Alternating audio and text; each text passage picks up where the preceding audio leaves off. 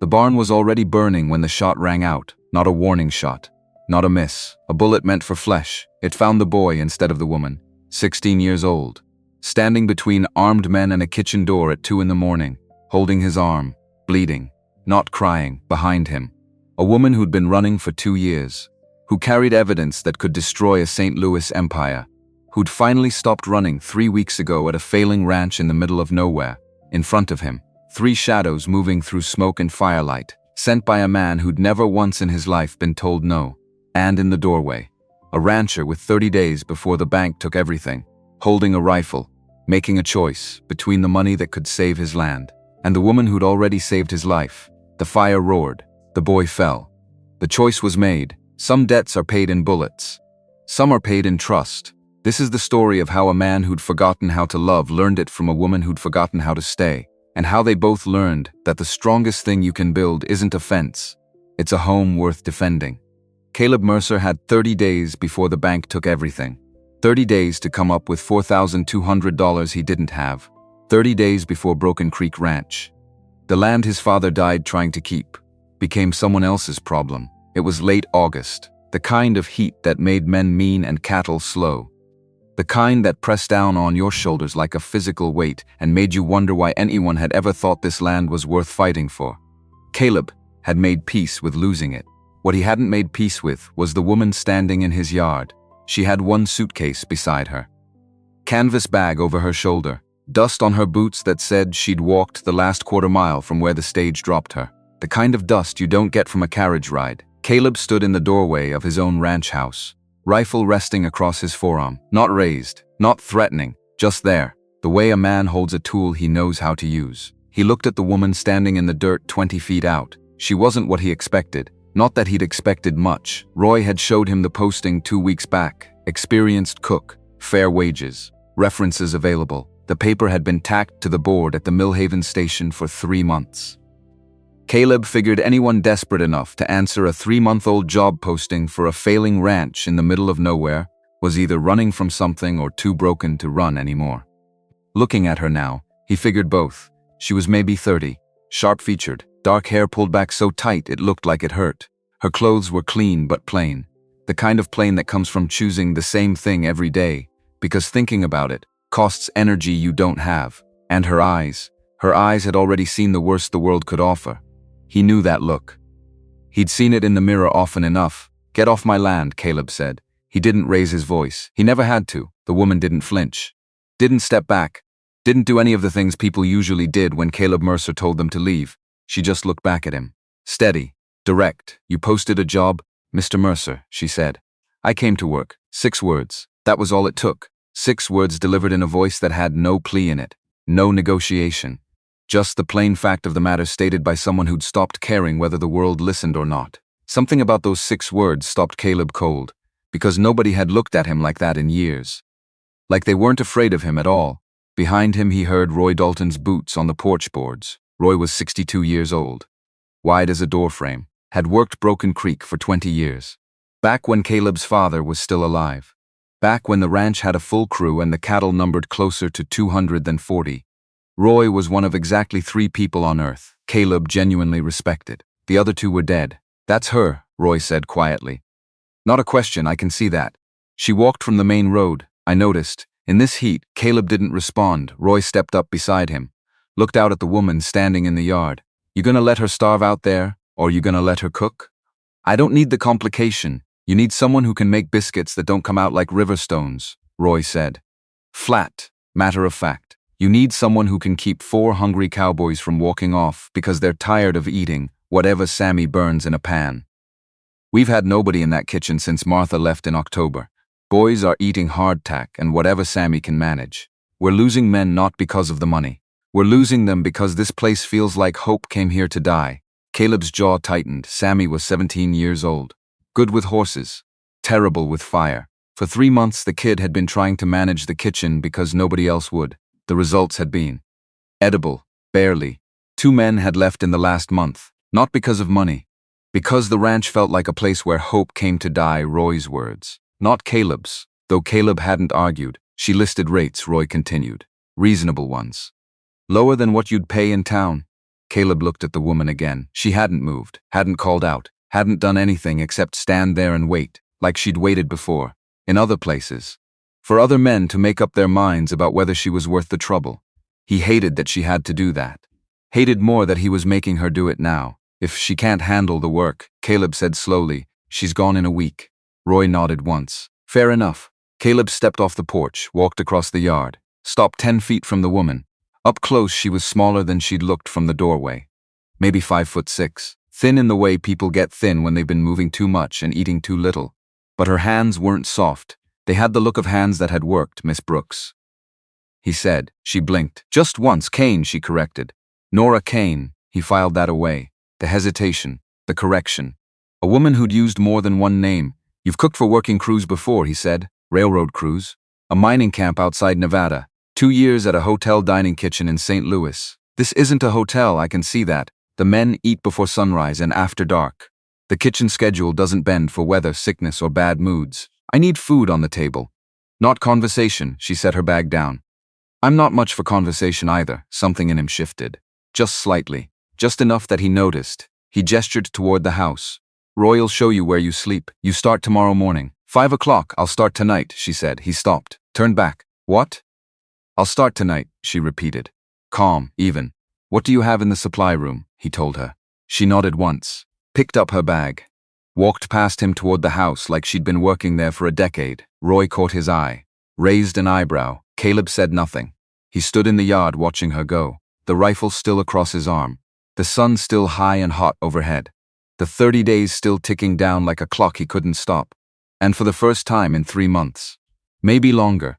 He felt something that wasn't quite dread sitting in his chest. That night, Broken Creek Ranch had its first real meal in 3 months. Nora Kane worked in the kitchen like a woman conducting surgery. Precise, efficient, no wasted motion. She'd taken one look at the cold stove, the empty shelves, the 3 pans hanging crooked on their hooks. Her expression hadn't changed. But her eyes had moved over everything the way a carpenter looks at a structure before deciding whether it can be saved. Then she'd rolled up her sleeves and started. By 6 o'clock, the kitchen smelled like food. Actual food, not the burnt offering smell of Sammy's attempts. Not the sad, boiled vegetable smell that had lingered for weeks, but the real smell of cooking: salt pork, cornbread, fried potatoes, beans simmering in a pot with something green Caleb didn't recognize but that made his stomach wake up and pay attention. The crew came in at 6:30, Roy first, then Sammy, then Pete and Darnell, 4 men who'd gotten used to eating in silence, who'd learned not to comment on the food because commenting meant acknowledging how bad it was. They sat down at the table. Nora set plates in front of them. They just ate. Sammy finished first, looked up, stared at his empty plate like he wasn't sure what had happened. Darnell ate 2 full servings. Petey, who never ate anything that wasn't bread or jerky, cleaned his plate and reached for seconds without a word. Roy ate slowly, methodically, the way he did everything. When he finished, he pushed back from the table, looked across at Caleb, who was sitting at the far end. Keep her, Roy said. That was all. 2 words, but coming from Roy Dalton, they carried the weight of a full speech. Caleb didn't respond. He ate without comment, but he cleaned his plate. He couldn't remember the last time he'd done that. Nora ate standing up, leaning against the far counter, watching everyone else eat the way a person watches something they've built to make sure it doesn't fall apart. She refilled coffee without being asked. She noticed that Danny Voss, Roy's nephew, 16 years old and quiet as a stone, hadn't touched his cornbread. Without a word, she cut a second piece and set it next to his plate. Danny looked up at her. She just lifted her chin at the plate. Eat. He ate. Caleb watched all of it. He told himself he was watching because it was his kitchen and his crew. But that wasn't all of it. And somewhere quiet inside him, he knew it. By the end of the first week, 3 things had changed at Broken Creek. First, the crew stopped eating in 5 minutes and leaving. They started sitting at the table, talking, laughing even, which was a sound the kitchen hadn't heard in so long it seemed to echo strangely off the walls. Second, the supply room was reorganized, not asked for, not assigned. Nora had simply done it one afternoon. Caleb found her there on the 3rd day, sorting through bags and tins with the focused efficiency of someone who had spent a long time learning to make limited resources last. He stood in the doorway for a moment watching. I didn't ask you to do that, he said. I know. She didn't look up. Kept sorting. Kept counting. Someone's been marking the flour bags as 30 pounds when they're closer to 20. You've been shortchanged on supplies for a while. Caleb went very still. Show me. She showed him. The evidence was simple. Damning the supplier in Millhaven had been skimming deliveries for at least 2 years. Small amounts. Careful amounts. Enough that no single delivery looked wrong. But across 2 years it added up to hundreds of dollars of missing goods. Nora had laid it all out in careful handwriting on the back of a feed receipt. Dates. Weights. Discrepancies. Caleb stood there looking at the paper for a long moment. You figured this out in a week, he said. I've worked in a lot of kitchens. She said it quietly. You learn to notice when things don't add up. He looked at her. Really looked at her. Not just the sharp features and the tight hair and the too-thin frame, but the intelligence behind it. The careful watchfulness of someone who'd learned survival meant paying attention to details other people missed. Why didn't you just leave it? He asked. She finally met his eyes, and there was something there. Not quite sadness, not quite anger, but something that had lived in the space between them for a long time. Because it wasn't right, she said, and because this ranch deserves better than being bled dry by someone counting on nobody to pay attention. Caleb didn't say anything for a moment. Couldn't, because nobody had said something like that to him in. He couldn't remember how long. Nobody had cared enough about Broken Creek to be angry on its behalf. He picked up the paper with her notes. I'll ride to Millhaven tomorrow. She nodded. Turned back to the supplies. He stood there another few seconds. Then he left before he said something he wasn't ready to say. Caleb rode to Millhaven before sunrise. 4 hours there, 4 hours back. The supplier folded almost immediately. The way men do when they've been getting away with something small for so long. They've forgotten to prepare for the day someone actually looks. He offered restitution. Caleb took it. He also changed suppliers, which cost him a half-day's ride to a town further east. But the new supplier had honest scales and a handshake that didn't feel like holding a wet fish. It wasn't $4,000. It wasn't even close, but it was something, a thread of ground that hadn't been completely lost. When Caleb got back to the ranch, it was past dark. He was tired, sore from 8 hours in the saddle, hungry in the way that goes past your stomach and settles into your bones. The kitchen window was lit. He could see Nora through it, standing at the counter, talking to someone. He came closer. Dizivos was sitting at the table, frowning at something in front of him. A small book lay open on the counter. Nora was pointing at something on the page, talking quietly. Patient Danny said something back. Still frowning, Nora shook her head, said something else. Pointed again, Danny tried again. This time Nora nodded, and the look on Danny's face, that specific mixture of surprise and pride that belongs entirely to the moment when something hard suddenly clicks into place, was one of the clearest things Caleb had seen in years. He stood there in the dark, watching through the window. Then he went around to the front door, came in quietly, hung his hat on the hook by the entry, walked into the kitchen. Nora looked up. You're back, just now. Danny quickly closed the book, looked at the table like he'd been caught doing something wrong. What is that? Caleb asked. A pause. Danny looked at the floor. Caleb looked at Nora. He's learning to read the supply ledger, Nora said simply. Can't he already read? Another pause. Longer this time. Danny's face went red. He reads a little, Nora said. Even. Calm. He'll read a lot more soon. She didn't offer to explain how she'd figured it out. Didn't justify why she'd decided to do something about it. She just turned back to the stove. Caleb stood there for a moment, feeling something strange move through his chest. Not warmth exactly, but the memory of warmth. The idea that people could simply notice things about each other and quietly decide to help. His father had told him never to trust that idea. People don't help. His father had said it 100 times.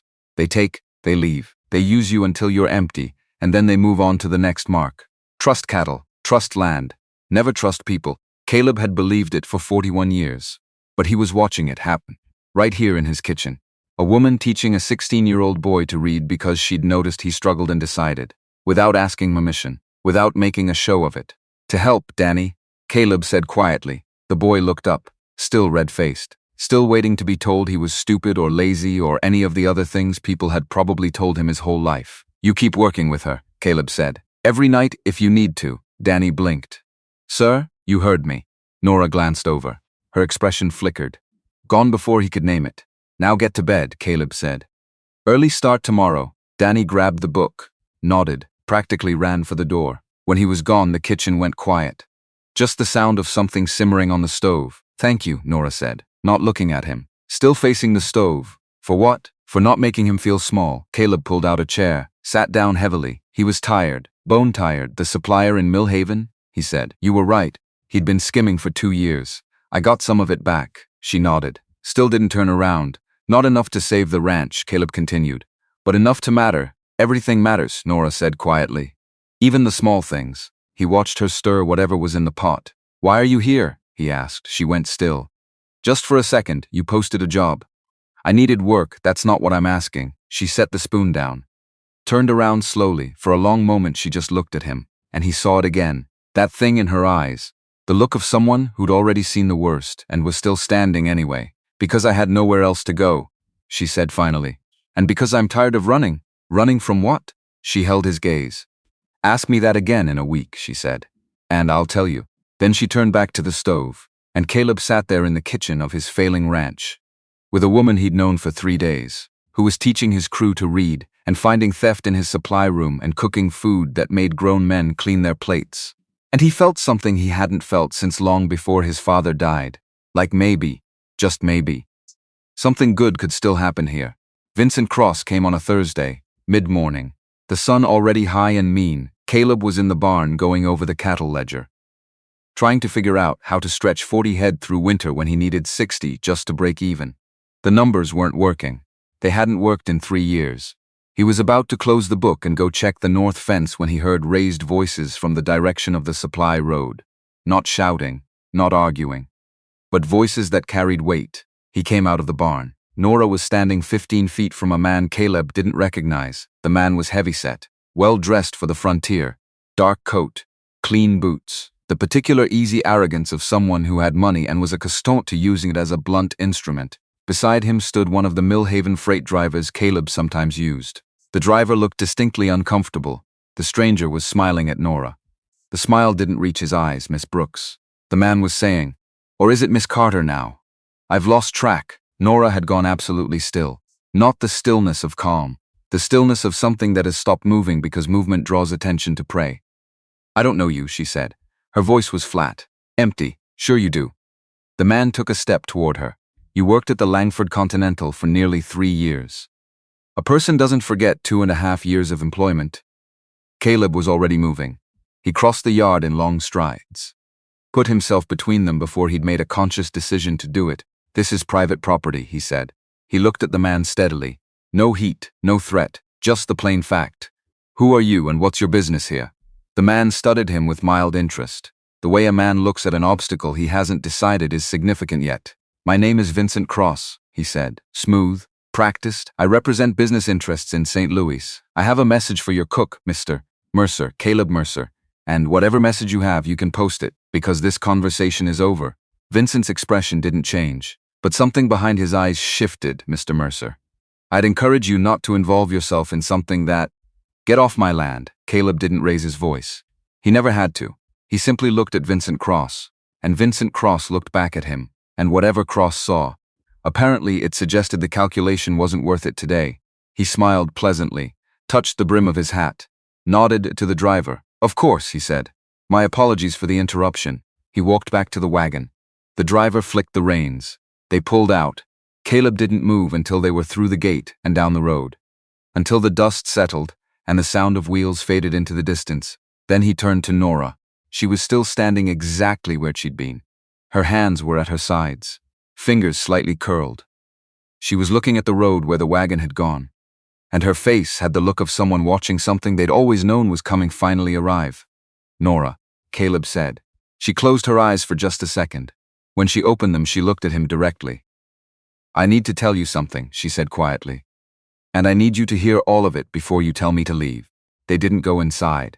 Nora didn't want to go inside. They stood at the fence at the edge of the yard, the sun beating down, the ranch spreading out behind them like a promise someone had forgotten to keep. And Nora talked. She'd grown up in Kansas. Mother died when she was 22. Needed work, needed distance. Louis had seemed far enough. The Langford Continental Hotel was the grandest place she'd ever seen. Marble floors, gas lamps, a dining room that seated 300. She'd been hired as a kitchen assistant. Worked her way up to head kitchen manager in 18 months. Marcus Osaldridge was one of the wealthiest men in Missouri. Railroad contracts, shipping interests, 2 newspapers. a network of business connections that stretched from Chicago to New Orleans. He was also charming, generous in public, and believed very sincerely that his money insulated him from consequence. He was right mostly. Nora's voice stayed level as she talked. She'd learned a long time ago that falling apart while telling a story gave other people permission to dismiss it. She discovered the operation by accident. A locked basement door that had been left open by mistake. A shipping manifest that listed cargo that didn't match any of the hotel's accounts. A conversation she overheard between Aldridge's head of security and a man she didn't recognize. They were speaking in careful, quiet sentences. About girls, about rail routes, about money changing hands at specific stops. She understood immediately what she was hearing, and the moment she understood, her life in St. Louis was over. Though she didn't know it yet, I went to the police, she said. Flat. Factual. The first officer I spoke to was on Aldridge's payroll. I found out 3 days later when 2 men followed me home from the market. She paused. I ran that night. Took what I could carry and left. Caleb looked at her. The wind moved between them, carrying the smell of dust and cattle and distance. That was 2 years ago, Nora said. I've been moving since then. 3 states. 7 jobs. I thought I'd been careful enough. She finally looked at him directly. That man today, Vincent Cross, he's one of Aldridge's people. Which means they know where I am now. Caleb was quiet for a long moment, processing the woman in his kitchen. The careful way she checked the window latches at night, the fact that she'd arrived with 1 suitcase and a past she wouldn't talk about. It all made sense now. Terrible sense. Go to the federal marshals, he said. Her expression changed, not quite bitterness. But close, I tried that too, she said. Aldridge has connections that reach further than I can follow. I have no proof they'll accept, no witnesses who will risk themselves. Just my word against a very rich man's word. She looked out at the fence line. Cross came here to remind me that they found me, she said, and to give me a chance to make a different choice than the one I made 2 years ago. Meaning stay quiet, Caleb said. Meaning stay quiet. He looked out over the fence. The cattle moved slowly in the cold morning air. 40 head of cattle, 4 men. 1 month before the bank took everything he'd spent his life building. He didn't have a single logical reason to invite this problem onto his already collapsing ranch. But he thought about Danny learning to read at the kitchen table. He thought about Nora finding the theft in his supplies. He thought about the crew laughing at dinner for the first time in months. He thought about what kind of man his father had been. And what kind of man Caleb wanted to be. Did you tell me everything? He asked. She met his eyes. Yes, then you're not going anywhere, he said. Cross comes back, I'll deal with Cross. You keep cooking? She stared at him. Actually stared. Like she hadn't heard correctly. I'm serious about the cooking part, Caleb said. Roy's been walking around 3 inches taller since you started making actual biscuits. And I'm not explaining to him why that's ending. Nora looked at him for a long moment. And her face changed. Not a smile exactly, but a releasing, like a door unlocking from the inside. Thank you, she said quietly. Don't thank me, Caleb said. Just keep the coffee hot. He walked back toward the barn, and inside his chest, something he'd kept locked for a very long time shifted, the smallest fraction of an inch. He didn't name it. He wasn't ready for that yet. But it was there. That night, the latch on Nora's door still bolted twice. Old habits die hard. But when Caleb passed the kitchen window at midnight, on his way back from checking the water pump that had been making a sound he didn't like, the candle wasn't burning. She was asleep. And somewhere in that small fact, that for one night in this cold and struggling and nearly lost ranch, Nora Kane had slept without standing guard. Caleb felt something he hadn't felt since long before his father died. Like maybe the ranch wasn't just a place where hope came to die after all. Like maybe something was still alive here. He stood in the cold for a long moment. Then he went inside, bolted his own door, lay in the dark thinking about the way she'd looked at Vincent Cross when the man had stepped toward her. Not fear, not helplessness. Something much quieter and much more dangerous. Determination. The kind that doesn't break. The kind that has already decided it will survive. Morning came cold and clear. Caleb was up before the sun.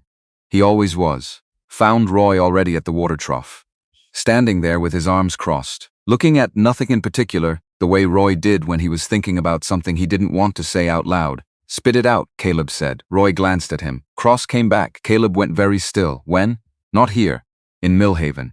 Yesterday afternoon. Asked around about the ranch. About you. About her. He paused. Asked specifically whether you had a wife or family. The implication settled between them like a stone dropped in still water. When did you hear this? Caleb asked. Sammy rode to town for salt yesterday afternoon. Heard it from Dolan at the feed store. Roy looked at him steadily. These are not ordinary men, Caleb. Dolan said Cross had two others with him. Quiet men who don't talk much and watch everything. Caleb was quiet for a moment. The kind of quiet that meant he was moving things around inside his head. Calculating. Does Nora know Sammy went to town? No, good. Keep it that way for now. He picked up the bucket. And Roy. Nobody talks about her in town. Nobody mentions her name, where she came from. Nothing. She's just the cook. That's all anyone needs to know. Roy studied him for a second. You know what you're stepping into. I know exactly what I'm stepping into. Roy didn't argue. He never argued when Caleb used that tone. He just nodded once. Slowly, and walked back toward the barn. Inside the kitchen, Nora was already at the stove. She'd been up before him. He could hear her moving around at 4:30. The careful, quiet sounds of someone who had learned long ago to exist without disturbing the air around them. By the time Caleb came through the back door, she had coffee on. Biscuit dough on the board. Was frying salt pork in the big cast iron pan with the focused efficiency to recognize as simply how she operated. No wasted motion. No wasted words. He poured himself coffee. Leaned against the counter. Cross was in Millhaven yesterday, he said. Her hands didn't stop moving. But they slowed. Just slightly. I figured he would be, she said. He was asking questions. About the ranch. About whether I have family? She set the fork down. Turned to face him. He's establishing whether you're a complication or a loose end, she said quietly. Which am I? That depends on what you do next. He drank his coffee. I already told you what I'm doing next, he said. Nothing changes, Caleb. She said his name. Plainly. Without softness or appeal. Just the word. The way you'd say it to someone you needed to actually hear you. I know what it looks like when someone is waiting to be abandoned, she said. I've been waiting for it my whole life too. From the other direction. Staying one step ahead of it, she paused. It's exhausting. Yes, he said. The word came out rougher than he meant it to. They stood there in the kitchen. The smell of coffee and salt pork between them. Outside the sun was starting to come up, painting the eastern sky in shades of gray that would burn to gold in another 20 minutes. I need to ride to Caldwell today, Caleb said. There's someone there who might be able to help. Nora looked at him carefully. Who? Federal land officer named Garrett Hayes. He's not on anyone's payroll. I'd stake the ranch on it. And believe me, that means something right now. He set down his coffee cup. If you could write down everything you remember. Names, dates, what you saw. I can ride to Caldwell and put it in his hands directly. She stared at him. I've tried going to authorities before. You tried going to city police in St. Louis who were already bought, Caleb said. Hayes is federal. Different jurisdiction. Different accountability. And he owes me a favor from 3 years back that he hasn't had a chance to repay. She held his gaze for a long moment. He could see her working through it. Not the hope of it. She'd taught herself to distrust hope. But the risk. The calculation of whether this was the move that got her caught, or the move that finally got her free. And if Cross comes while you're in Caldwell, she asked. Roy will be here. And Roy was a deputy sheriff for 8 years before he came to work for me. He paused. You're not alone in this house, Nora. Stop acting like you are. Her expression flickered. Quick. Gone before he could name it. She turned back to the stove. All right, she said quietly. I'll write it down. He picked up his coffee. Start tonight. I want to ride at first light tomorrow. She nodded. And that was that. No dramatics, no gratitude speech, no promises. Just the small, solid agreement of two practical people, deciding to trust each other in a situation where trust was the most dangerous thing either of them had. Caleb went out to start morning chores. He didn't tell her about the second thing Roy had said, that Cross had been asking specifically whether Broken Creek was the kind of ranch a woman might stay on long term. Whether it had the look of permanence. He didn't tell her because it would have frightened her in a way that wasn't useful right now, but he held the information inside his chest all morning. Cold and heavy, like something he needed to carry until he figured out what to do with it, because what it told him was that Vincent Cross wasn't just looking to chase Nora off. He was looking to determine whether she'd put down roots, whether there were people around her who would fight, and then deciding how to handle those people. That afternoon, Danny came running from the supply road. Wide-eyed, out of breath. Mr. Mercer, he gasped. There's a rider at the east gate. Says he's got a message from Cross. Caleb was saddling a horse. He handed the reins to Danny, told him to stay in the barn, and walked out. The rider wasn't Cross. He was younger, mid-20s, trail dusty, wearing a jacket with a Millhaven Freight Company patch. He had the uncomfortable look of someone delivering a message he didn't write and didn't want to repeat. "Mr. Mercer," the writer said. "I have a communication from Mr. Vincent Cross. Hand it over." The writer held out a sealed envelope. Caleb took it, looked at it, looked at the writer. "Is there a verbal component?" he asked. "Mr. Cross asked me to say that a reply would be appreciated at your earliest convenience." "Where is he staying?" "The Millhaven Grand." "Sir," Caleb nodded once. "Tell Mr. Cross I'll reply in person." The writer's expression flickered. He expected a written. "I'll reply in person," Caleb said again. Same tone, same complete absence of hostility or heat. Just the fact. The writer left. Caleb opened the envelope. The letter inside was short, precise, written in the kind of careful, educated handwriting that cost money to develop. It was addressed not to Caleb, but as if Caleb wasn't a consideration at all. To Miss Nora Carter, formerly of St. Louis, Missouri. The letter offered a meeting. Discussed mutually agreeable resolution. Mentioned in carefully neutral language the recovery of certain property belonging to the Langford Continental Hotel, currently in Nora's possession.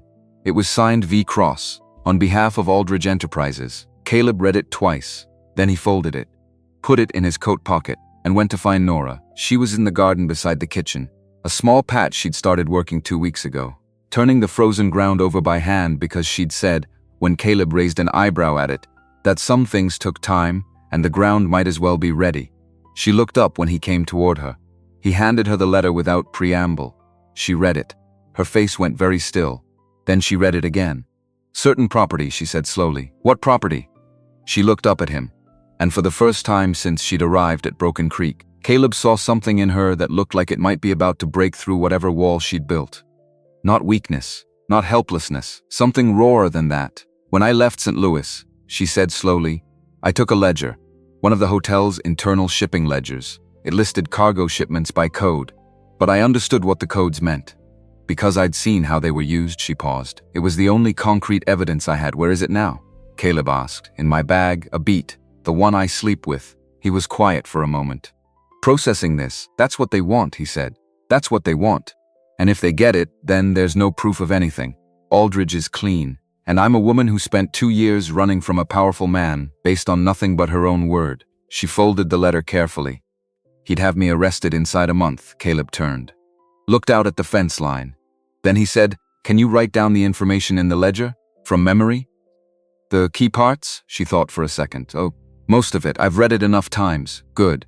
Then tonight you write down everything you remember and give me that copy for Hayes." He paused. "And the original ledger."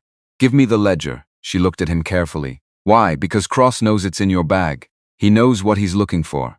But he doesn't know this ranch." He met her eyes. "I do." She held his gaze for a long moment. This was the real trust, he understood.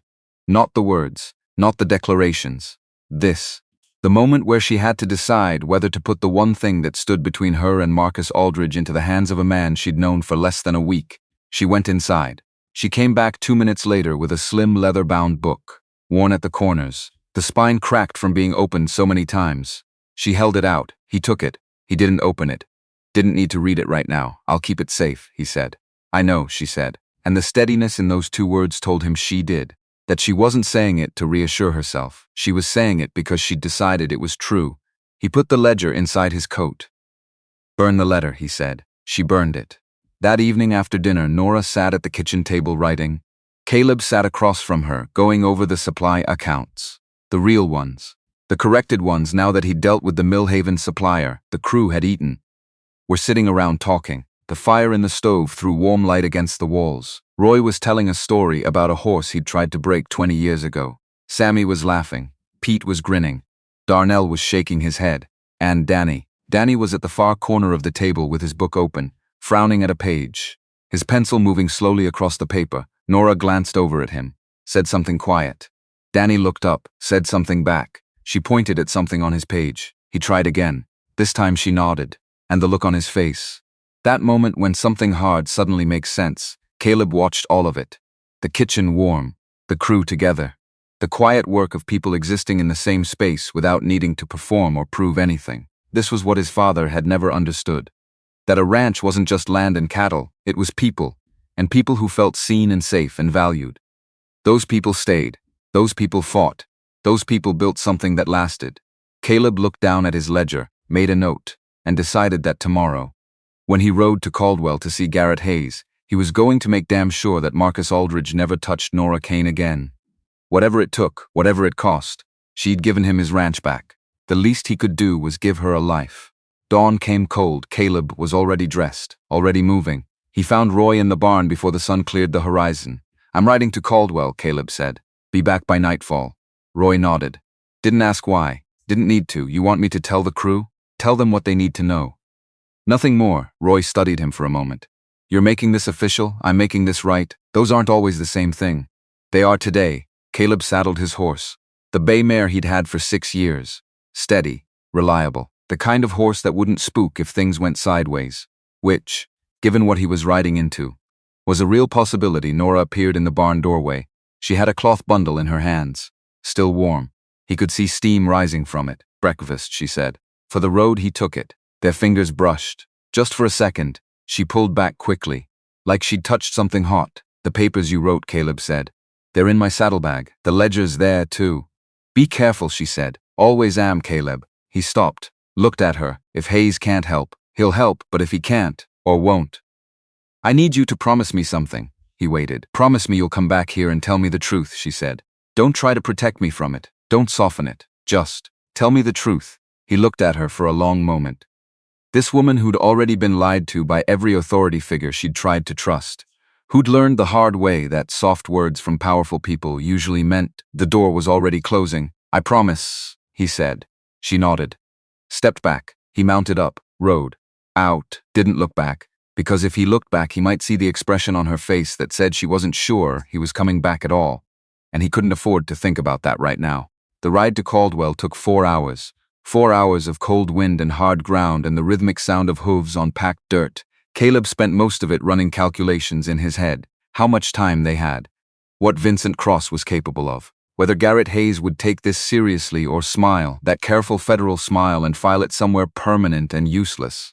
Whether Caleb Mercer, failing rancher, son of a bitter man who died in debt and shame, had any right to walk into a federal office and demand justice for a woman he'd known for a week. He pushed that thought down, because the truth was, it didn't matter how long he'd known her. It mattered what was right, and this was right. Caldwell was a town trying very hard to be a city. 2 hotels, 3 saloons, a bank, a courthouse, and a federal land office tucked between the general store and the barber shop like an afterthought. The Caleb tied his horse outside. Walked in. The office was small, cluttered, papers stacked on every surface. A single desk near the window where a man sat writing something in careful script. Garrett Hayes was 60 years old, spare, gray mustache. The watchful economy of someone who'd spent decades in rooms where words cost something. He looked up when Caleb came in. For a moment he didn't recognize him. Then his eyes focused. "Mercer, Hayes, didn't expect to see you in town. Got something you need to see?" Hayes set down his pen, gestured to the chair across from his desk. "Sit." Caleb sat, pulled the papers from his saddlebag, set them on the desk. "What's this?" "Evidence of a trafficking operation running through St. Louis. Been operating at least 6 years. Maybe longer." Hayes went very still, the kind of still that meant he was paying attention now. Really paying attention. He picked up the papers, started reading. Caleb watched his face, watched the moment Hayes realized this wasn't rumor or hearsay or second-hand gossip. This was documentation, dates, names, routes, coded shipments that matched known rail schedules, financial transactions that connected back to a single source, Marcus Aldridge. Hayes read for 10 minutes without speaking. When he finished, he set the papers down carefully. "Where did you get this?" "Woman working at my ranch. She was employed at the Langford Continental. Saw things she shouldn't have seen. Took one of their ledgers when she ran. She have the original?" Caleb pulled the slim leather book from his coat, set it beside the papers. Hayes picked it up, opened it. Flipped through pages covered in neat columns of numbers and abbreviated codes. "This is substantial," he said slowly. "It's more than substantial. It's proof." Hayes looked at him. "Who else knows about this? You, me, her, and the men who've been chasing her for 2 years trying to get it back. They know where she is? They found her 3 days ago. One of Aldridge's men came to my ranch, made threats, delivered letters." Caleb leaned forward. "Hayes, I need you to understand something. This woman has been running for 2 years. She's tried police. She's tried local authorities. Every time she surfaces, they find her. Every time she trusts someone, that someone turns out to be bought." He paused. "She's running out of places to run. And I'm running out of ways to keep her safe without federal help. Hayes was quiet for a long moment. Then he said, "You understand what you're asking me to do. I understand exactly what I'm asking you to do. Marcus Aldridge is connected. We're talking about railroad money, political influence, newspapers. The kind of man who has dinners with governors. I know who he is. Taking him down isn't a matter of filing paperwork and serving a warrant," Hayes continued. "It's a matter of building a case brick by brick, finding witnesses who'll testify, getting cooperation from local jurisdictions that might not want to cooperate." He set the ledger down. "It takes time." "How much time?" 3 weeks, maybe 4. If everything goes right, Caleb felt something cold settle in his stomach. "I have 1 week, maybe less." Hayes looked at him steadily. "Then we'd better work fast." Caleb rode back to Broken Creek with Hayes's words ringing in his ears. 3 weeks, maybe 4. Vincent Cross wasn't going to wait 3 weeks. He knew it. Hayes knew it. The only question was what Cross would do when he moved, and how much damage he'd do before Hayes could get a warrant filed. The sun was setting when Caleb came through the ranch gates. He could see smoke rising from the kitchen chimney, could hear voices from the barn, the familiar sounds of evening chores winding down. Roy was waiting by the water trough. "How'd it go?" "Hayes is opening a formal inquiry. He'll move as fast as he can, but we're looking at 3 weeks minimum." Roy's jaw tightened. "We don't have 3 weeks, I know. So what do we do?" Caleb dismounted, started unsaddling his horse. "We prepare," he said. "Starting tonight." Inside the kitchen, Nora was at the stove. She looked up when he came in, didn't say anything, just searched his face. "Hayes is filing the inquiry," Caleb said. "It's official now. Federal investigation into Aldridge and everyone connected to him." Her expression changed. Relief, fear, hope. All of it at once. "On long?" she asked. 3 weeks. Her face went carefully blank. "That's a long time." "Yes." She turned back to the stove. "Cross won't wait 3 weeks, I know. So what happens now?" Caleb pulled out a chair, sat down heavily. He was tired. 4 hours there, 4 hours back. The weight of what he'd set his motion pressing down on his shoulders like a physical thing. "Now we get ready," he said, "because when Cross makes his move, and he will make his move, we need to be ready to hold this ground until Hayes can get here." Nora nodded slowly. She didn't ask how they were supposed to hold ground against men like Vincent Cross with 4 ranch hands and a 62-year-old foreman. She didn't need to ask. They both already knew the answer. They'd hold it the way people always held ground when they had something worth protecting. By refusing to leave, Caleb called the crew together the next morning. All of them. Roy, Sammy, Pete, Darnell, Danny. They stood in the barn, early light coming through the gaps in the boards, the smell of hay and horses and leather. "I need to tell you something," Caleb said. They waited. Nora's in trouble. The kind of trouble that comes from seeing something powerful men wanted kept quiet. She's been running for 2 years. They found her here 3 days ago. He paused. "Which means this ranch is now in the middle of something that has nothing to do with cattle or land or anything we signed up for." Sammy shifted his weight. Pete looked at the ground. Darnell's face was carefully neutral. Danny just watched Caleb with those quiet eyes that saw more than a 16-year-old should have to see. "I'm giving each of you a choice," Caleb continued. "Stay or go. No judgment either way, no consequences. If you want to ride out before this gets worse, do it now." Silence. Long silence, then Sammy said, "You're giving us a choice to leave." "I am. Without penalty?" "Without penalty." Sammy looked at Pete. Pete looked at Darnell. Darnell looked at his boots for a long moment. Then he said, "She taught me how to make gravy last week." Roy raised an eyebrow. "That's your deciding factor?" "She didn't make me feel stupid for not knowing how," Darnell said simply. "Nobody's ever done that." The barn stayed quiet. Then Sammy said, "I'm staying." Pete said, "Same." Danny didn't say anything, just nodded once. Caleb looked at each of them. He wasn't a man who said thank you easily. It had never come naturally to him. Words in general didn't come naturally to him. But he felt the weight of what they'd just given him, and he didn't pretend otherwise. "All right," he said. "Then here's how we're doing this." He laid out the plan. Sammy and Pete would take rotating watches through the night, 2-hour shifts, one at the north fence, one at the supply road gate. Nobody rode out alone. Nobody talked about ranch business in Millhaven. Roy would keep his rifle visible, not threatening, just present. The quiet language that says this land is watched and the people on it are not soft targets. Danny would help Nora in the kitchen. Stay close to the house. Learn to shoot if he didn't already know how. Which he didn't. "I'll teach him," Roy said. Caleb nodded. "Good, and Nora?" Roy asked. "She know what's coming? She knows? She all right?" Caleb thought about the way she'd looked at him last night. The careful blankness of her face when he'd told her 3 weeks. She's surviving, he said. That's what she does. The first attack came at 3 in the morning. Pete was on north fence watch when he heard it. Not gunfire, not shouting, but the distinctive bawling of panicked cattle moving fast in the wrong direction. He came running for the bunkhouse. Had Roy up and moving in under a minute. Roy had Caleb up in 30 seconds after that. They lost 11 head before they got the herd under control. Someone had cut the north fence line in 2 places. Come through from the ridge road. Run the cattle toward the creek bed in the dark. Not enough to destroy the herd. Enough to cost money they didn't have. Enough to exhaust the crew. Enough to make the point that Broken Creek's soft spots had been identified. Caleb stood at the gap in the fence in the pre-dawn dark, looking at the cut wire. Clean cut. Professional, this wasn't vandalism. This was someone who knew exactly what they were doing. 4 men. Maybe 5, Roy said beside him. Moved fast. Knew the fence layout. They scouted, Caleb said. Yes, he looked at the gap in the wire, the trampled ground, the distant sound of cattle still unsettled somewhere down by the creek. This is the warning before the real move, he said. They want us tired, short-handed, rattled. Well, Roy said, 2 out of 3 maybe. They spent the next 3 hours repairing fence, tracking cattle through the creek bed. By the time the sun was fully up, they'd recovered 9 of the 11 head. 2 were gone, either dead in the creek or run too far in the dark to follow, at current market prices. That was a loss Caleb felt in his jaw. He came back to the house dirty and cold. Nora had breakfast on the table before he reached the porch. She'd been up since Pete's shout, had heard everything through the thin walls of the ranch house, and had done the most useful thing she could think of. Made food. Coffee, eggs, fried potatoes, the last of the bacon. Enough for everyone. She handed Caleb a cup without a word when he came through the door. He looked at her. You heard? All of it. How bad? She asked. Could be worse, Caleb said. It'll get worse.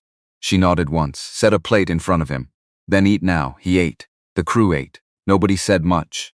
But there was something in the silence of that kitchen, the warmth of it, the smell of coffee, the simple fact of a table full of food when everything outside was cold and costly and dangerous, that held them together in a way that no speech could have. Darnell, 19 years old, carrying 2 dead cattle in his conscience even though it wasn't his fault. He looked at his plate and said quietly, "What do we do now, Nora?" From across the table, said, "We do what we were doing before. We work the ranch. We keep the routine. Because the minute we look like we're rattled is the minute they know they're winning." Sammy looked at her. "You've dealt with this before. I've been running from it for 2 years," she said. "There's a difference.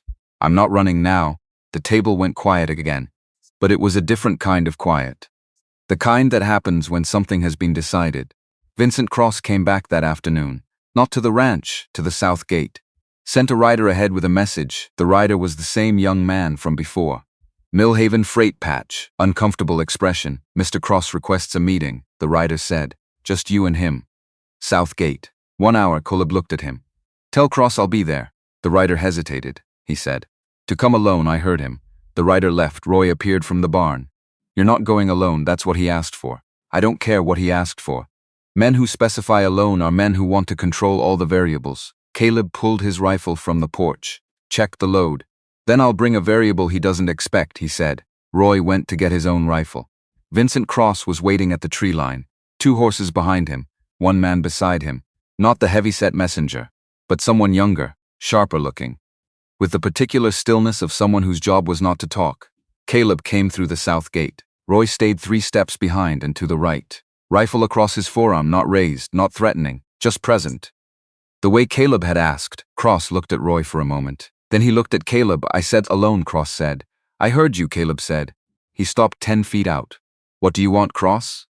The pleasantness that Cross had worn at their first meeting was gone, not replaced by aggression, replaced by something more economical. The face of a man who has moved past the pretense stage and is now simply conducting business. "Mr. Aldridge has authorized me to make you a direct offer," Cross said. $30,000. Wired to any bank account you name within 72 hours of your agreement. Caleb said nothing. In exchange, Cross continued, "Miss Carter, or Brooks, or Kane, whichever she's calling herself, leaves this property tonight. You report no knowledge of her whereabouts. And whatever documentation she's carrying is surrendered." He paused. $30,000 would retire your bank debt and leave you enough to rebuild this ranch 3 times over. Cross said it without emphasis, without salesmanship. He was simply stating a fact. That's generous of him, Caleb said. Given that he's apparently been draining this ranch for 6 years through Russell Webb, Cross's expression didn't change. But the man beside him shifted his weight. I don't know what you've been told, Cross said carefully. I know what's in the ledger, Caleb said. And I know Garrett Hayes is in Caldwell right now, building a federal inquiry around Webb's land record fraud, which connects directly to Aldridge's rail operation, which connects directly to what Nora Kane witnessed at the Continental Hotel. He paused. The question isn't whether I'll take your money. The question is whether you understand that the offer is 2 days too late. Cross looked at him for a long moment. Something moved behind his eyes. Not fear exactly, but a rapid calibration. The look of a man who had walked into a room expecting to find one thing and found something considerably more complicated. You've been in contact with federal authorities, Cross said slowly. Formally, Caleb said. Documented. On record, that complicates things unnecessarily. It does, Caleb agreed. For Aldridge, not for me. Silence. The man beside Cross was very still now. The kind of still that Caleb didn't like. He kept him in his peripheral vision. Mr. Mercer. Cross's voice was level, but something beneath it had shifted. A slight tightening. You're a smart man, so I'll speak plainly. He paused. Mr. Aldridge does not lose. He has not lost in 30 years of doing business across 4 states. Whatever inquiry your federal officer has opened, Aldridge has the resources and the connections to outlast it. Another pause. This will be long. It will be expensive. And at the end of it, your ranch will still be here and Mr. Aldridge will still be in St. Louis. Cross looked at him steadily. Take the money, send the woman away, live your life. Caleb looked back at him. She's not for sale. 3 words. Said the same way he said everything. Without heat. Without theater. Just the plain absolute fact of the matter. Cross stared at him. You're choosing a woman you've known for 3 weeks, he said slowly, as if testing whether he'd misheard. Over $30,000 and the survival of your ranch. I'm choosing what's right, Caleb said. The woman is part of that, but she's not all of it. He took 1 step forward. You tell Aldridge this. The ledger, the web connection, the rail routes, the names, all of it is in federal hands. It's been documented, witnessed, filed. He held Cross's gaze. Anything that happens to Nora Kane, to anyone on this property, to this ranch, it becomes part of the federal record, and it points directly back to Aldridge. Another step. He can send you back here with more men and more money, and it won't change what's already been set in motion.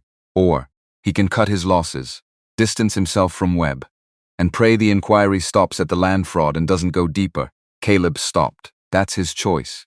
But he needs to make it in the next 24 hours, because after that, Hayes's inquiry expands. And I can't guarantee what it finds or where it stops. It was a bluff. Partly. The part about Hayes's inquiry expanding was real enough. Hayes had said as much. The part about Caleb being able to control what it found was not real at all. But Cross didn't know that. And Cross, Caleb had correctly read, was a man who balanced risk, who had survived this long in Aldridge's service by knowing when a situation had turned against him. The silence stretched. 5 long seconds. Then Cross said very quietly, I'll relay your message. He turned. The man beside him turned. They walked back to their horses. Caleb stood at the gate and watched them ride. He didn't move until they were fully out of sight. Then Roy came up beside him. Think he'll pull back? Roy asked. No, Caleb said. But I think we bought time. How much? He started walking back toward the ranch. Enough, he was wrong about the time. He had 6 hours. The attack came at 2 in the morning, and it came the way all serious violence comes. Not announced, not dramatically, but suddenly, and from multiple directions at once. Pete saw the torch first. Coming from the east side of the property, he shouted. By the time Caleb got his boots on, and his rifle in hand, the barn was already burning. The far corner where the hay storage attached to the main structure, and 3 men were moving across the yard toward the house. Everything happened fast. Caleb remembered it later not as a sequence of events, but as a series of terrible, clear moments. Like photographs taken in lightning. Sammy firing from the bunkhouse window. 2 men going low and scattering. Roy moving across the yard with his rifle up, shouting something Caleb couldn't hear over the sound of the fire. The barn, his father's barn, 30 years old, built board by board in a summer Caleb barely remembered because he'd been 7 years old, burning with a roar that swallowed everything near it. And then the shot, not aimed at Caleb, aimed past him, toward the house, the sound of breaking glass, and a voice he recognized. Danny, 16 years old, who'd heard the commotion and come out and done exactly what Caleb had told him not to do. The boy went down. Caleb was at his side in 4 strides. Danny was on the ground, holding his left arm, face white, breathing fast, shot arm. Not chest. Caleb checked it in the dark with his hands, felt the wound through the muscle, not bone, bleeding hard, but not the kind of bleeding that killed you immediately. Stay down, Caleb said. Don't move, I was trying to, I know. Stay down. He got up and went back into it. The men who'd come across the yard had retreated. Sammy's fire from the bunkhouse window had been accurate enough to make closing the distance costly, and Roy had put a shot close enough to the one with the torch to convince him the barn was enough damage for tonight. It was over in less than 10 minutes, which meant they'd planned it to be a quick strike. Not an occupation. A demonstration. Caleb stood in the yard with the barn burning behind him. Looking at what remained, the far corner was gone. The main structure was damaged but standing. The fire hadn't reached the horses who were panicked in their stalls but alive. The house was intact. The crew was alive. And Danny Voss was on the porch with Nora kneeling beside him, her hands pressing a cloth against his arm, talking to him in a low, steady voice that was calm enough to be remarkable, given that she'd just lived through an armed attack on a ranch she'd brought to its door. She looked up when Caleb came onto the porch. He needs his doctor, she said. Millhaven. I'll take him, I'm coming, Nora. I am coming, she said, and the flatness in her voice said the conversation was over. He didn't argue. Danny was helped into the wagon. Roy stayed with Sammy and Pete to manage the fire and the horses. Caleb drove.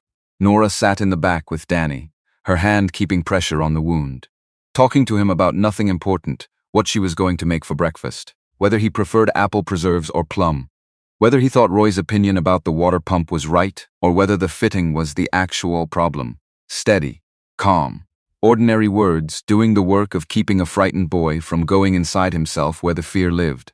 Danny answered haltingly at first, then more normally. By the time they reached the edge of Millhaven, he was asking about the apple preserves, with what sounded like genuine interest. Caleb drove and listened and didn't say a word.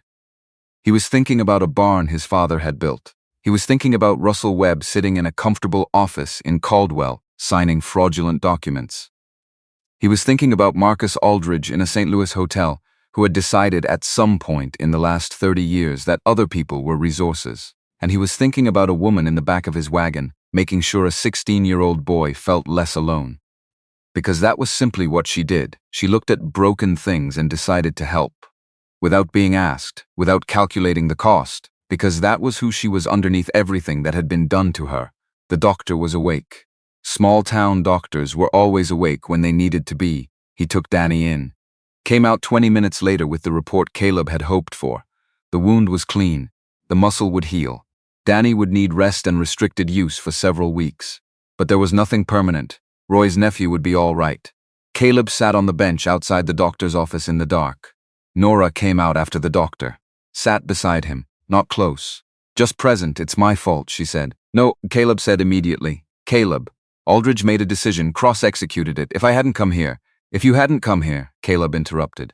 I'd still be eating Sammy's cooking and wondering why everyone kept leaving. He looked at her. You didn't bring this here. It was already here. Aldridge, Webb the fraud, all of it. You just gave it a face. She was quiet for a moment. Danny is going to be fine, he added. Doctor said so, I know. But her voice said she didn't quite believe it. Caleb looked at his hands. When we get back, he said, I'm going to wire Hayes. Tell him what happened tonight. Armed assault, arson, injury to a minor. He paused. That's not a land records inquiry anymore. That's a federal criminal case. She looked at him. You think Hayes can move fast enough? I think after tonight he doesn't have a choice. Silence. Then Nora said, thank you. For what? For not giving up on me. He looked at her. 3 weeks ago, he'd been a man who ran a dying ranch alone, and preferred it that way. A man who had closed himself off so completely that the absence of people felt like something he'd chosen, rather than something that had been taken from him. He wasn't entirely sure who he was right now, but he knew it was different. We should get back, he said. She nodded. They stood up, and in the dark outside the doctor's office in Millhaven, with a 16-year-old boy sleeping inside and a burning barn behind them, and everything still uncertain and dangerous, something passed between them that had nothing to do with survival strategy. It was quick. She looked away first, but neither of them forgot it. They rode back to the ranch at first light. Danny dozed in the back of the wagon, arm bandaged, face less pale than it had been. The barn's east corner was a ruin of blackened timber when they arrived. The smell of smoke hung over the whole property, but the horses were out and accounted for. The main structure was standing, and Sammy had organized Pete and Darnell into a watch rotation that kept the perimeter covered through the remaining dark hours. Roy met them at the gate, with coffee, which Caleb decided in that moment was the single most useful thing a man could do. "Danny," Roy said. "He'll be all right," Nora said. "Doctor wants him resting for 2 weeks." Roy's face changed. Relief controlled fast. He nodded once. "Good." Caleb told Roy what he'd told Nora, that he was wiring Hayes today. That armed assault changed everything, that the inquiry would have to move faster now, or risk looking like it had let violence happen on its watch. Roy listened without interrupting. When Caleb finished, Roy was quiet for a moment. Then he said, "How long you think we have before they come back?" "Could be tonight. Could be a week. Cross lost a man last night. I saw someone go down on the east end side and not get back up." Caleb paused. "He won't commit to a second attack on a defended position without clear orders from Aldridge. And Aldridge is going to be cautious now that he knows Hayes is involved." Roy considered this. "That's probably right." He looked at Nora. "You holding up?" She met his eyes, and something passed between them, a recognition. The kind that happens between people who have both spent a long time being steady for everyone around them and rarely get asked how they are. "I'm holding up," she said. "Good," Roy said, "because we need you." It was the simplest thing he could have said, and somehow the most important. Nora nodded. Roy walked back toward what was left of the barn. The telegram from Garrett Hayes arrived 2 days later. Sammy brought it from town, handed it to Caleb at the barn door. Caleb opened it standing there, read it once. Then again the message was in the clipped language of official communications. Inquiry formally opened.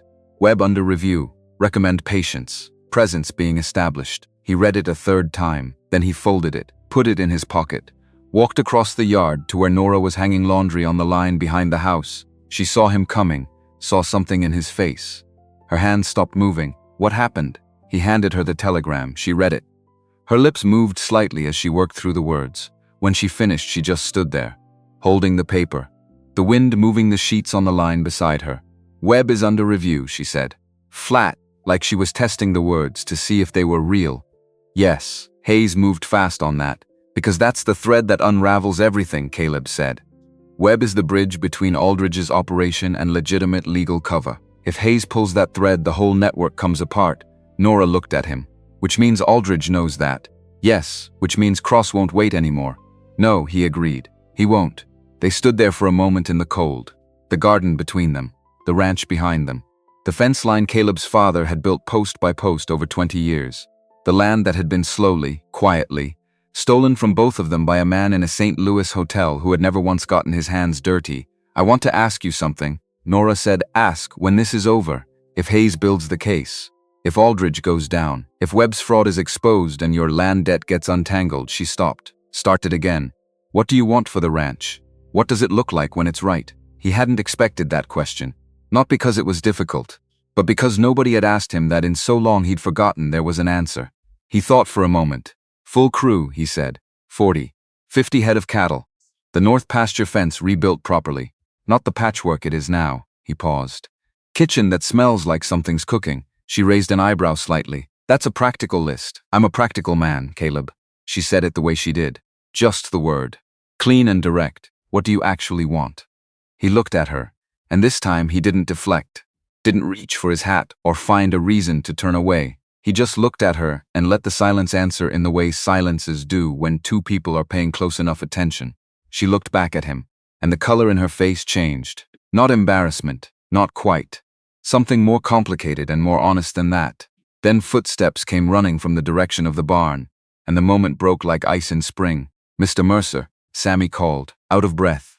Eyes wide. "There's someone at the south gate, deputy from Caldwell. Says Marshal Hayes sent him." Caleb turned. Nora was already moving. They walked to the south gate together. The deputy was young, maybe 25, Caldwell County badge pinned to his vest. He straightened when Caleb approached. "Mr. Mercer," he said. "Marshal Hayes asked me to ride out personally. He wanted you to know." He paused. "Russell Webb was taken into custody 3 hours ago. Formal charges filed. Federal warrant executed." Caleb felt something shift in his chest. "And," he said, "and Marshal Hayes's men are riding to Millhaven now. To locate Vincent Cross." The deputy looked at Nora. "Hayes also said to tell you." His exact words. "The woman is clear." Nora made a sound. Not quite a sob, not quite a laugh, just something. She put her hand over her mouth. stood there with her hand over her mouth and her eyes bright and her whole body shaking slightly. 2 years, 7 jobs, 3 states, every locked window, every checked door. Every night spent calculating which way to run. All of it collapsing into a single sentence delivered by a Caldwell deputy on a cold road in the middle of nowhere. The woman is clear. Caleb looked at her. She wasn't crying. She'd learned a long time ago not to cry where people could see. But her eyes were doing something that looked like crying without the tears. "Thank you," she said to the deputy. Her voice was steady. She made it steady. The deputy tipped his hat. "Ma'am," he turned his horse. Headed back south, Caleb and Nora stood there at the gate. The wind moved between them. After a long moment, Caleb said, "You're safe." She nodded, still not looking at him, still looking at the road where the deputy had gone. I don't know what to do now," she said quietly. "You breathe," Caleb said. "You come inside. You sit down, you let it be real." She finally looked at him, and in her eyes he saw everything she'd been carrying for 2 years. "All of it. Right there, Caleb," she said. "Yeah, I need a minute. Take as long as you need." She nodded, turned away, walked back toward the house. Not quickly, not slowly, just walked. Like she was learning how to move in a world where nobody was chasing her anymore. And Caleb stood at the gate watching her go, feeling something in his chest that he hadn't felt in longer than he could remember. Pride, not in himself, in her, for surviving, for standing, for refusing to break when everything was designed to break her, for being, after all of it, still here, still whole, still fighting. Vincent Cross was arrested in Millhaven the following morning. 2 of his associates were arrested with him.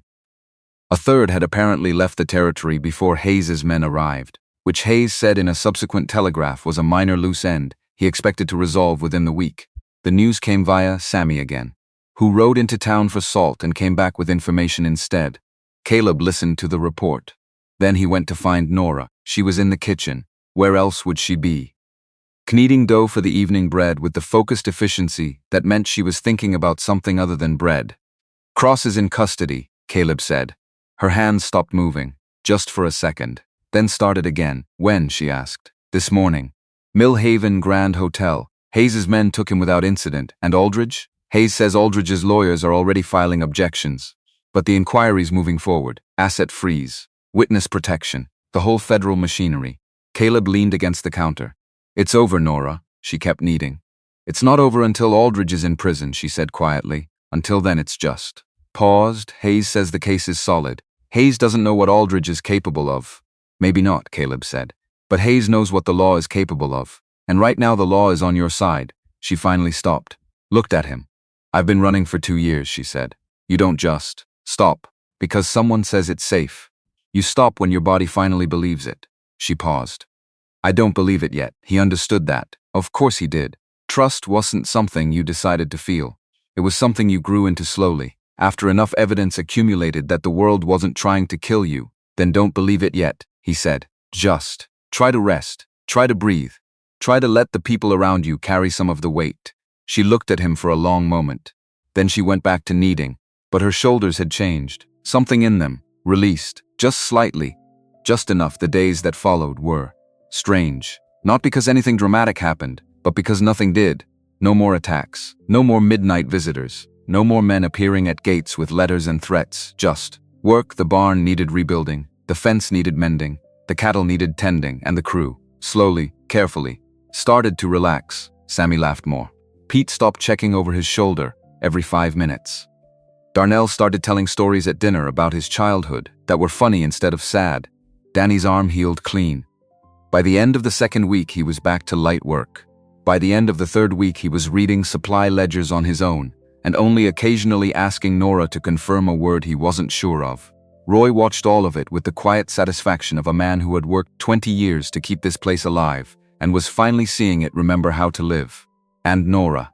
Nora cooked. She worked the garden. She reorganized the pantry again, because apparently that's what she did when she needed to think. She stood at the kitchen window at night, but she didn't check the latch anymore. She just stood there, looking out at the dark, at the ranch, at the place that had somehow become hers, without her noticing when it happened. Caleb watched her when she didn't know he was watching, which was often, and he thought about the way she'd looked at him in the garden when he'd told her about the ranch he wanted to build. The way her face had changed when she'd asked him what he actually wanted. He hadn't answered then, but he had an answer now. He wanted this. this kitchen, this crew, this woman standing at the window learning how to be still. He wanted mornings that didn't start with fear, and evenings that ended with people sitting around a table talking about nothing important. He wanted a life, not just a ranch, not just land, a life, and he wanted it with her, but he didn't say that yet, because she was still learning how to breathe without running, and he wasn't going to rush her, not when she'd spent 2 years being rushed by men who wanted things from her. He could wait. He'd waited 41 years to feel like this. He could wait a little longer. The telegram arrived on a Tuesday morning in early September. Sammy brought it from town, handed it to Caleb at the barn door. Caleb opened it standing there. Read it once. Then again. Webb cooperating fully. Evidence substantial. Aldridge assets frozen pending trial. Formal charges filed. Warrant issued. Arrest executed St. Louis dawn today. Case proceeding. Hayes. He read it a third time. Then he folded it, put it in his pocket, walked across the yard to where Nora was hanging laundry on the line behind the house. She saw him coming, saw something in his face. Her hands stopped moving. What happened? He handed her the telegram. She read it. Her lips moved slightly as she worked through the words. When she finished, she just stood there, holding the paper, the wind moving the sheets on the line beside her. He's arrested, she said, flat, like she was testing the words to see if they were real. Yes, Marcus Aldridge is arrested. Yes, she looked at him. This is real, it's real. Her face changed. Not joy exactly, not relief. Something deeper than both. Like a door that had been locked for 2 years suddenly opening from the inside.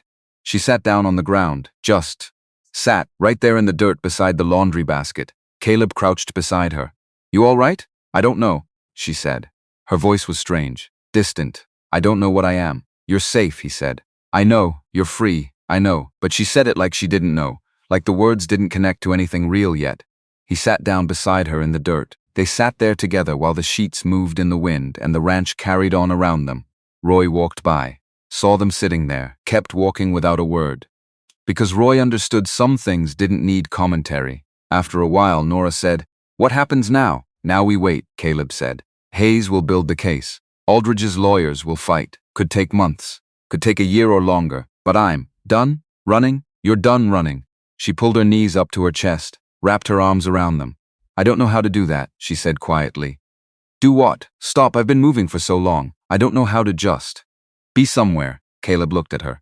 This woman who had survived 2 years on the road, who had walked into his ranch with one suitcase and changed everything she touched, who had taught Danny to read and found theft in his supply room and made biscuits that Roy talked about like they were divine intervention, who was sitting in the dirt right now because her body didn't know what to do with safety yet. You learn, he said. Day by day, you just. Eventually staying feels normal. She looked at him. You think I can do that? I know you can. How? Because you already are. The letter from Garrett Hayes arrived 3 weeks later in mid-September. It was long, detailed, written in Hayes's careful script on official federal letterhead. Caleb read it at the kitchen table while Nora cooked dinner. When he finished, he set it down. What does it say? Nora asked. Not turning from the stove. Webb's testimony is comprehensive. He's giving up names, dates, financial records, everything. Caleb picked up the letter again, scanned down to the part that mattered. Hayes says with Webb's cooperation, the case against Aldridge is solid. Trafficking, racketeering, conspiracy, fraud. He's looking at 40 years minimum. Nora's hands stopped moving, just for a second. 40 years, she repeated. Yes, he'll die in prison, yes. She turned around, looked at him. Good, she said. Not with satisfaction, not with vindication, just. Statement of fact. Marcus Aldridge had built his empire on the broken backs of women who couldn't fight back, and now he would spend the rest of his life in a cage. That was justice. Not perfect justice, not enough justice, but justice. There's more, Caleb said. He slid the letter across the table. She picked it up. Read where he'd indicated. Regarding the matter of Russell Webb's fraudulent land certifications and financial documentation related to Broken Creek Ranch, Federal Review has determined that approximately $3,600 of the outstanding debt attributed to Mercer was fabricated through falsified interest calculations and fee assessments. Said amount is hereby nullified. Remaining legitimate debt totals $800. Bank has been notified. Title correction in process. Nora read it twice, then looked up at him. Your ranch, she said. Our ranch, he corrected. You're the one who found the fraud, Caleb. This is. You're going to keep Broken Creek. We're going to keep it, he said. If you're staying. The kitchen went very quiet. Outside, Roy was shouting something to Sammy about the water pump. Danny was laughing at something Pete said. The ordinary sounds of a working ranch carrying on. If I'm staying, Nora repeated slowly. Yes, you want me to stay. I want you to do whatever you want to do, Caleb said carefully. But, yes, I want you to stay. She set the letter down. Looked at him for a long moment. I don't have anywhere else to go, she said finally. That's not why I'm asking, I know. Another long moment. I'm asking because this place is better with you in it, Caleb said. The crew is better. The ranch is better. I'm better, he paused. And because somewhere in the last month I stopped thinking about you as the cook and started thinking about you as someone I don't want to lose. Nora looked at him. And for the first time since he'd met her, she smiled. Not a small, careful smile. A real one. Took you long enough, she said. Winter came hard that year. But Broken Creek weathered it. The new barn went up in stages. Roy designed it. Caleb and the crew built it. They started in early January, worked through February. By March, the structure was standing. By April, it was finished. Better than the old barn. Stronger, with proper ventilation and reinforced corners and space for twice the hay storage they'd had before. The whole crew worked on it. Roy, Sammy, Pete, Darnell, Danny, and 6 men from neighboring properties who showed up with tools and no explanation beyond the frontier, understanding that you helped your neighbors rebuild what fire took. Because someday fire came for everyone. Nora fed them all, 3 times a day for 6 weeks. She cooked enough food to feed an army, never ran out once, never complained about the work or the hours, or the fact that her kitchen was now the center of operations for the entire rebuilding effort. She just did it the way she did everything, with quiet competence and no expectation of thanks. On the day they raised the last wall, Roy stood back and looked at it. Better than the old one, he said. Nobody disagreed. That night they had a celebration. Nothing fancy. Just the crew and the neighbors who'd helped, sitting around the table eating Nora's cooking and drinking coffee and talking about nothing important. Caleb sat at the head of the table, watching. Watching Roy laugh at something Sammy said. Watching Danny explain something from a book to Pete, who was listening with genuine interest. Watching Darnell tell a story that had everyone grinning. Watching Nora move through the kitchen refilling cups and setting out more food and looking. Content. Actually content. Like she'd finally stopped waiting for the other shoe to drop, after everyone left. After the kitchen was cleaned and the fires banked and the crew gone to bed.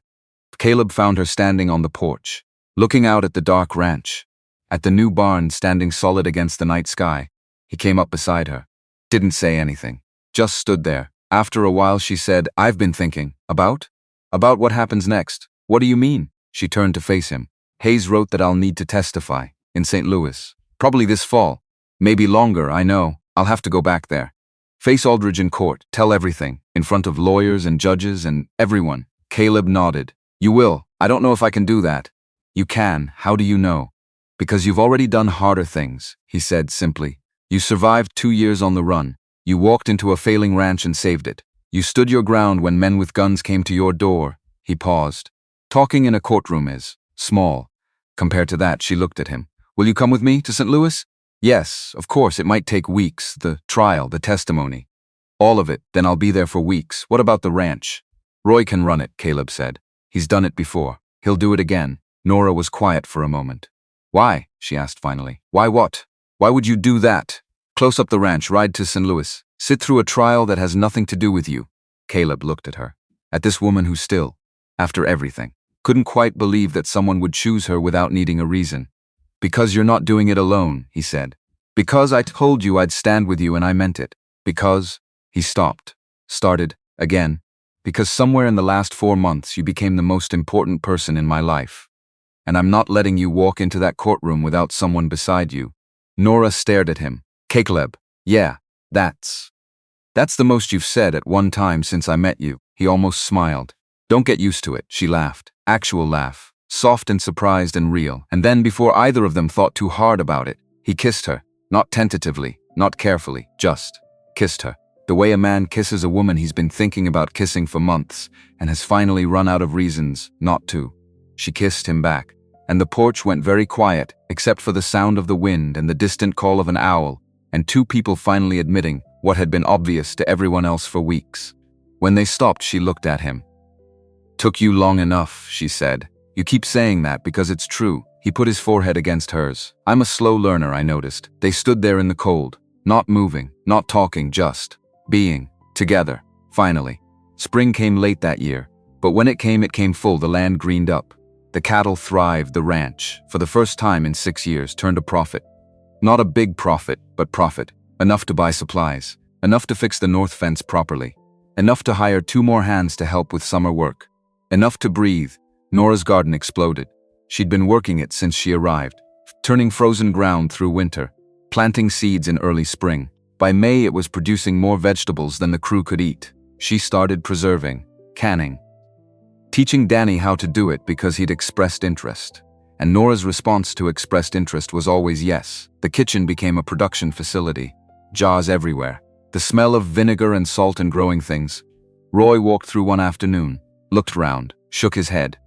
Woman's building an empire, he said to Caleb. Watching Nora explain something to Danny about proper jar sealing. Said, let her. The trial date was set for October. Hayes wrote with the details, where, when. What Nora would need to prepare. He also wrote that 17 other women had come forward. Survivors of Aldridge's operation. Women who'd been moved through that hotel basement. Who'd seen things. Who'd kept quiet out of fear or shame or the reasonable certainty that no one would believe them. Until Nora Kane stood up.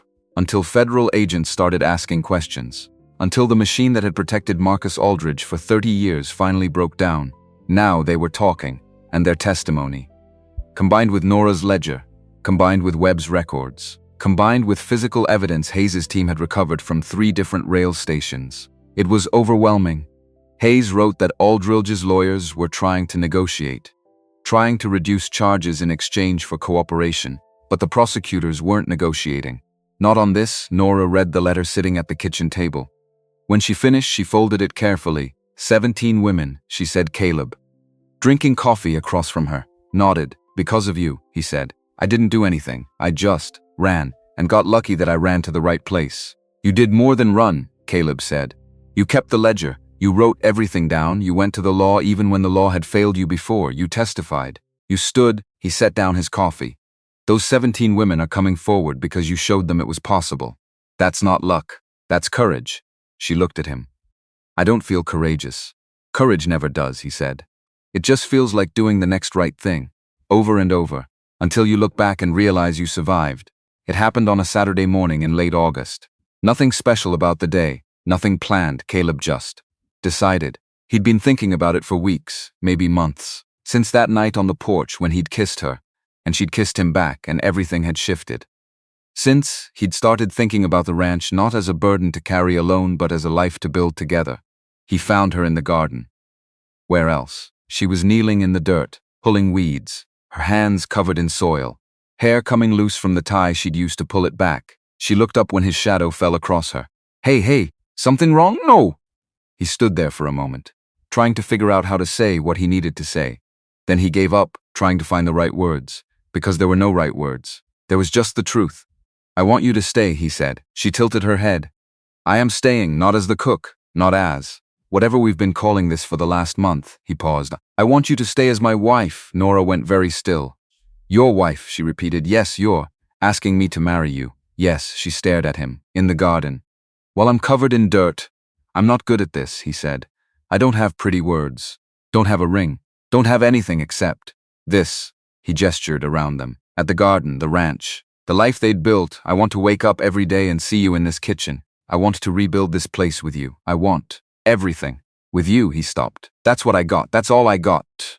Nora looked at him for a long moment. Then she stood up, brushed dirt off her hands. Caleb Mercer, she said. Yeah, took you long enough. He blinked. Is that a yes? That's a yes. Just like that. You don't want time to think about it? I've been thinking about it since March, she said. Possibly earlier.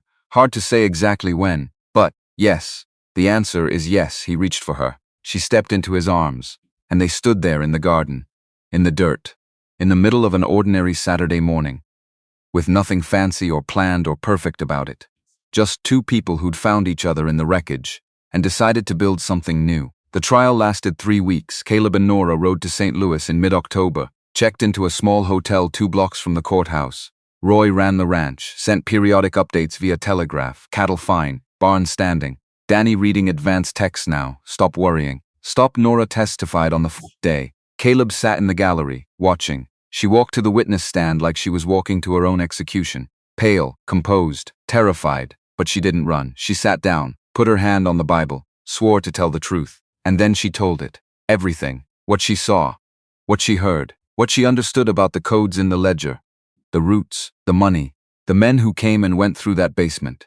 The women who disappeared. Aldridge's lawyers tried to break her, asked about her employment history, her inconsistent names, her 2 years on the run, tried to paint her as unstable, as unreliable, as a woman with a grudge making up stories about a respected businessman. She didn't break. She answered every question, calmly, clearly.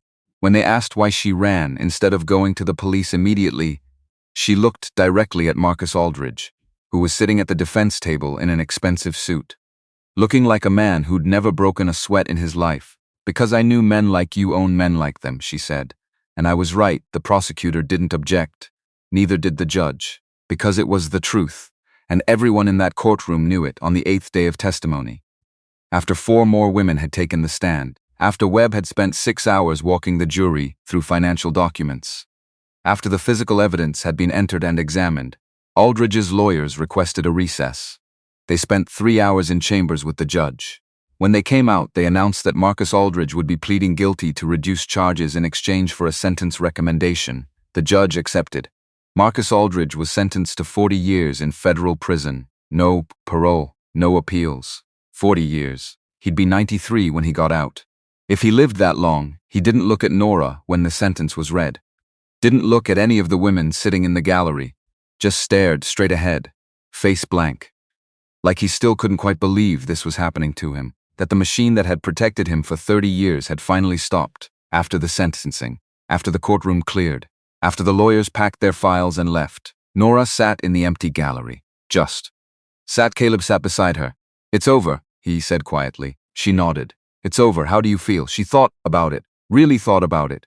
"Tired," she said finally. "Just so tired. Then let's go home." "Home," she repeated, like she was testing the word. "Yeah," he said. "Home." She looked at him. "No, Broken Creek, that's home now, if you want it to be." "I do," she said. "I really do." They left St. Louis the next morning. Rode back to Broken Creek over 4 days. Didn't talk much. Didn't need to. They'd said everything that needed saying in that courtroom. Now they just needed to get back to the place where they could breathe. They were married on a Thursday afternoon in late November. Nothing fancy, nothing planned. Just the crew. The neighbors who'd helped rebuild the barn. The judge from Caldwell, who Caleb knew from land disputes. Roy stood up with Caleb. Danny stood up with Nora because she'd asked him to, and he'd gone bright red and nodded without being able to speak. They stood in the yard between the house and the new barn. The judge read the words. They repeated them. I do, by the power vested in me. I now pronounce you husband and wife." Caleb kissed her. The crew cheered.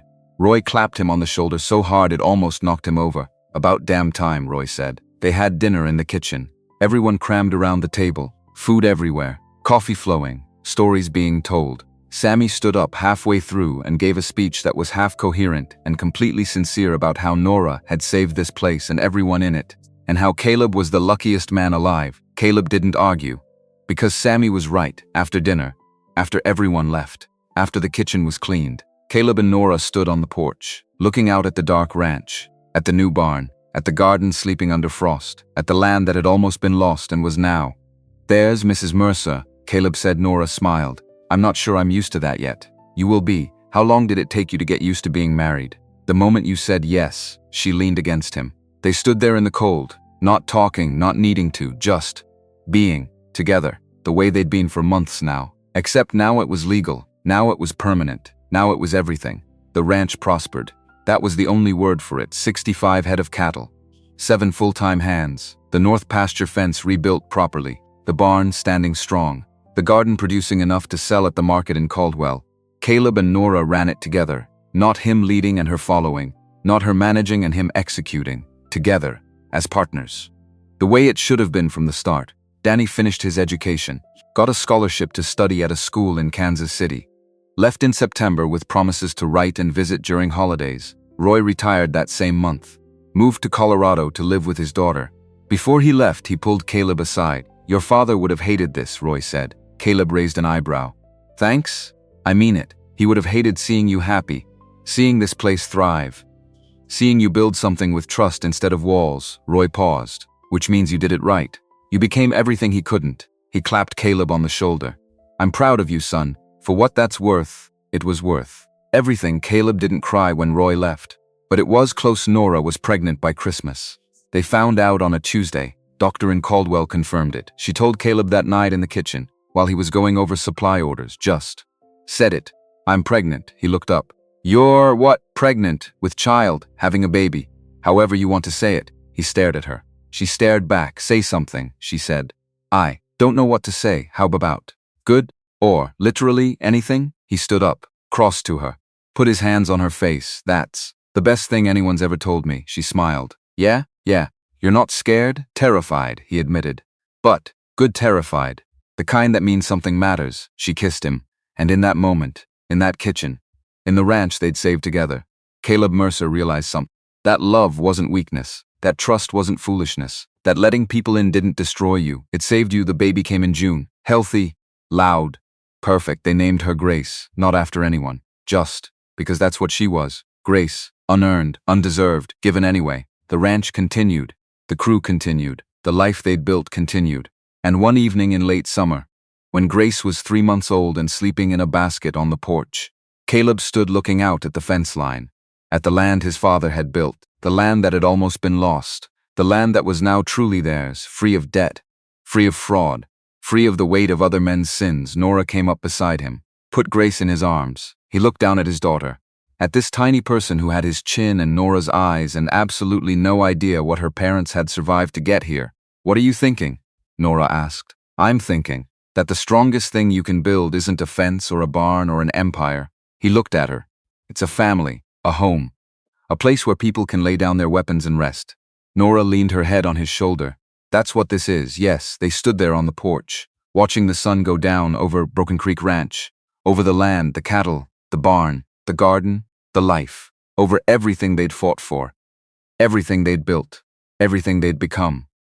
And Caleb thought about the woman who'd arrived one hot Thursday afternoon with one suitcase, and eyes that had seen the worst the world could offer. The woman who'd looked at a failing ranch and a failing man and decided both were worth saving. The woman who was now his wife, the mother of his child, the person he couldn't imagine life without. Thank you, he said quietly. For what? For staying, for fighting, for everything. Nora looked up at him. You saved me first, she said. We saved each other. Yeah, she agreed. We did. Grace made a small sound in her sleep, a contented sound, the sound of a baby who was warm and fed and safe, the sound of a baby who would grow up in a house where love was loud and trust was normal and people stayed, the sound of a baby who would never have to learn, the way her parents had learned, that the world was a place you survived alone, because she wouldn't survive alone. She'd have parents who chose each other every day, who'd fought through fire and fraud and fear to build this life. That's what Broken Creek was now. Not a ranch struggling to survive, but a home learning to thrive. And as the sun set on that June evening, as Grace slept and Nora leaned against him, and the ranch settled into the quiet peace of a good day ending well, Caleb Mercer felt something he'd never felt before. Claimed whole, home, finally. After 42 years of searching, without knowing what he was searching for, he'd found it, in the most unlikely place, with the most unlikely person, through the most unlikely circumstances. But he'd found it. And he was never letting it go. Far off in the distance, thunder rolled, rain coming, good rain, the kind that fed the land and filled the creek and made everything green. Caleb looked at Nora. Should we go inside? In a minute, rain's coming. I know, we'll get wet, I know. But neither of them moved, because some moments were worth getting wet for. Some moments you didn't rush past because you had things to do or places to be. Some moments you just stood in and let yourself feel the weight of everything good that had fought its way into your life, despite all the reasons it shouldn't have. This was one of those moments, so they stood there, together, as a family, while the storm rolled in and the first drops began to fall, and Broken Creek Ranch, once dying, now living, welcomed the rain, the way all good land does, with gratitude, with patience, with the quiet certainty that morning would come, and the work would continue, and the life they'd built together would still be standing, no matter what storms came next, because that's what love does. It stands, it stays, it builds, and it lasts.